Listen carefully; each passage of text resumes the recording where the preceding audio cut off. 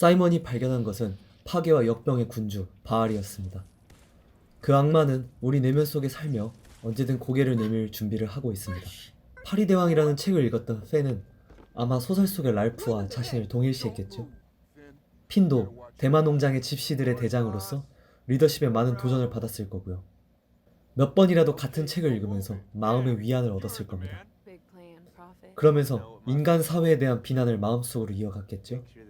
자신의 행해지는 구조적인 폭력, 사회의 강요, 이런 것은 없어져야 된다, 이렇게 생각했을 겁니다.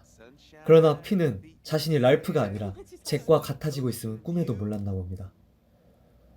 소설 속의 잭은 단순한 폭력이 아니라 인간 가치의 타락을 의미합니다. 핀은 정당한 수단으로 돈을 벌 생각을 하지 않고 결국 쉬운 길을 택하려고 했죠. 소설 속에서 봉화를 올리면서 불을 지키고 보초를 서는 것보다 멧돼지를 많이 죽여서 배불리 먹는 쪽이 훨씬 더 기분이 좋지요. 규칙과 지혜에 근거해서 무리를 이끄는 것보다 힘과 권력으로 사람을 억누르는 것이 훨씬 더 쉽지요. 대마초는 은어로 에덴의 사과라고 불립니다. 핀은 어린 다니엘에게 염력으로 금고를 열자고 조언을 했으니까 핀은 신화 속의 뱀이지요. 그는 소설 속의 잭과 다름없습니다. 션은 폭주하는 다니엘을 이용한 타락한 종교단체를 찾으러 다음 챕터에서 다시 한번 여행을 떠납니다. 파리대왕, 에덴의 사과, 그리고 모든 죄를 용서하며 떠도는 순례자까지 종교적인 채색이 많이 드러나는 작품이라고도 볼 수 있겠네요. 하지만 이것이 라이프 이즈 스트레인지 2에서 말하고자 하는 내용은 아닙니다.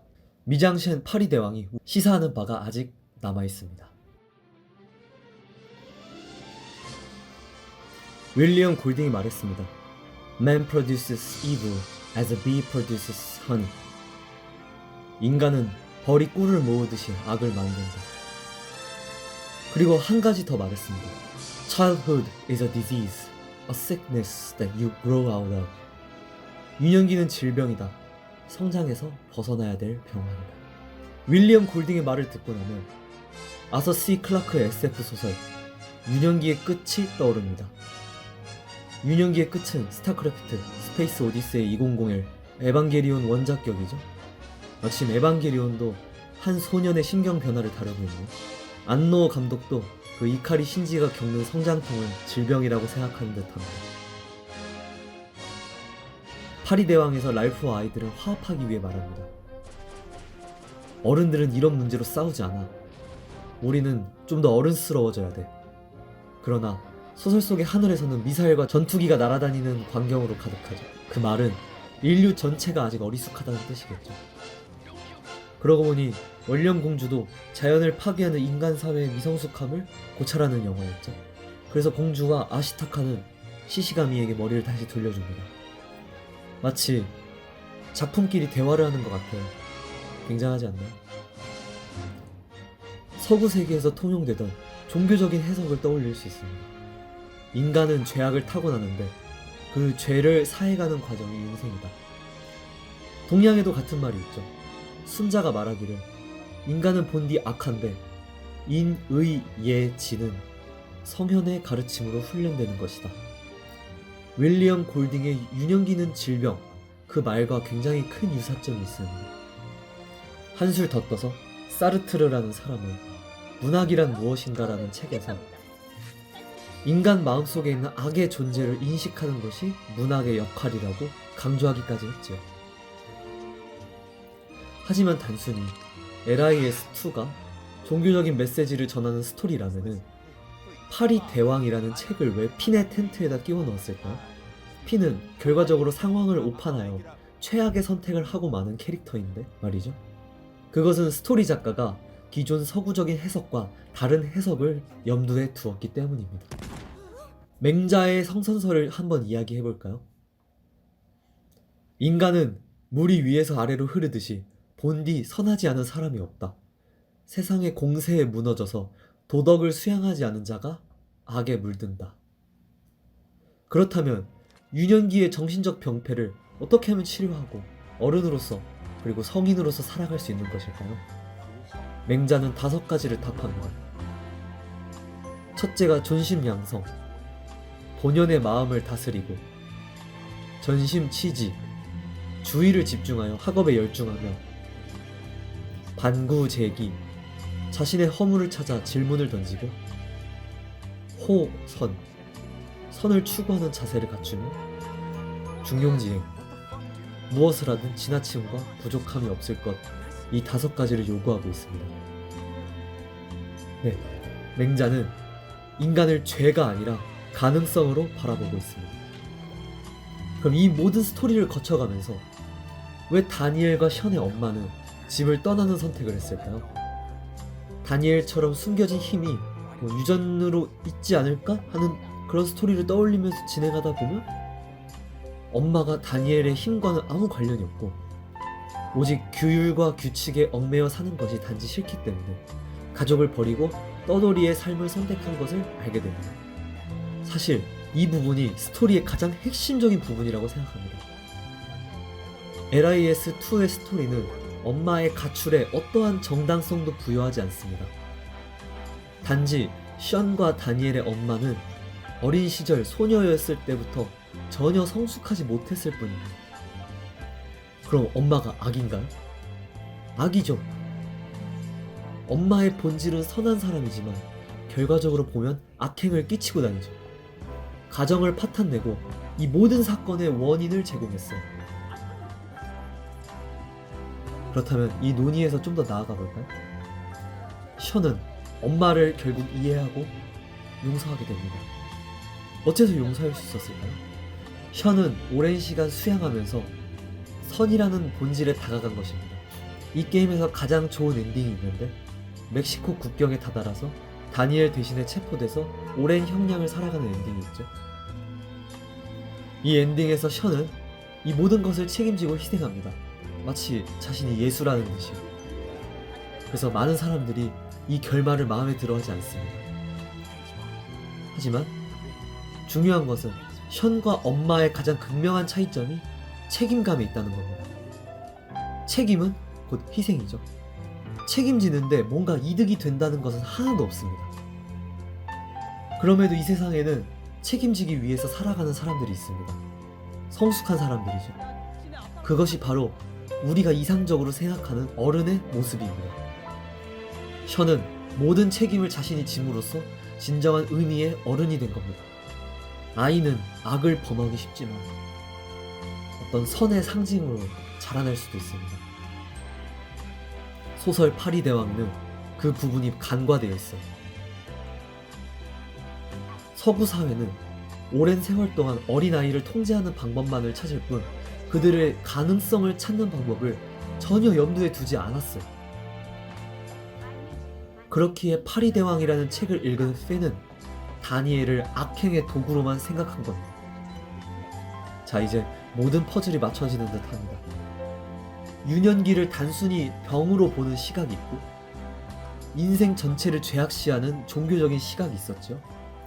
그러나 그것을 넘어서 인간 본성 선한 면을 믿고 어른이 되는 방법까지 그 이야기를 모두 다루어 보았습니다. This is the Peter Pan story, roughly speaking. Peter Pan is this magical boy. Pan is the god of everything, roughly speaking, right? And so it's not an accident that he has the name Pan. And he's the boy that won't grow up. And he's magical. Well, that's because children are magical. They can be anything. They're nothing but potential. And Peter Pan doesn't want to give that up. Why? Well, he's got some adults around him, but the main adult is Captain Hook. Well, who the hell wants to grow up to be Captain Hook? First of all, you've got a hook. Second, you're a tyrant. And third, you're chased by the dragon of chaos with a clock in its stomach, right? The crocodile. It's already got a piece of you. Well, that's what happens when you get older. Time has already got a piece of you. And eventually, it's got a taste for you. And eventually, it's going to eat you. And so Hook is so traumatized by that he can't help but be a tyrant. And then Peter Pan looks at traumatized Hook and says, well, no, I'm not sacrificing my childhood for that. So that's fine, except he ends up king of the Lost Boys. In Neverland, well, Neverland doesn't exist, and who the hell wants to be king of the Lost Boys? And he also sacrifices the possibility that he'll have a real relationship with a woman, because that's Wendy, right? And she's kind of conservative, middle class, London-dwelling girl. She wants to grow up and have kids and have a life. She accepts her mortality. She accepts her maturity. Peter Pan has to content himself with Tinkerbell. She doesn't even exist. She's like the fairy of porn. She doesn't exist. She's the substitute for the real thing. And so, but the dichotomy that you're talking about is very tricky, because there's a sacrificial element in maturation, right? You have to sacrifice the pluripotentiality of childhood for the actuality of a frame. And the question is, well, why would you do that? Well, one reason is it happens to you whether you do it or not. You can either choose your damn limitation, or you can let it take you unaware when you're 30, or even worse, when you're 40. And then that is not a happy day. And I see people like this, and I think it's more and more common in our culture, because people can put off maturity without suffering an immediate penalty. But all that happens is the penalty accrues, and then when it finally hits, it just wallops you. Because when you're 25, you can be an idiot. It's no problem.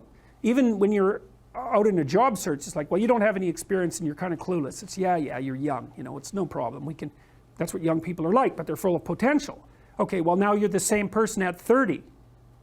It's like people aren't so thrilled about you at that point. It's like, what the hell have you been doing for the last 10 years? Well, I'm just as clueless as I was when I was 22. It's, yeah, but you're not 22. You're an old infant, right? And that's an ugly thing, an old infant. So part of the reason you choose your damn sacrifice, because the sacrifice is inevitable, but at least you get to choose it. And then there's something that's even more complex than that in some sense, is that the problem with being a child is that all you are is potential, and it's really low resolution. You could be anything, but you're not anything. So then you go and you adopt an apprenticeship, roughly speaking, and then at least you become something. And when you're something, that makes the world open up to you again. Like if you're a really good plumber, then you end up being far more than a plumber, right? You end up being a good employer. Not that plumbers, I'm not putting plumbers down. It's like more power to plumbers. They've saved more lives than doctors.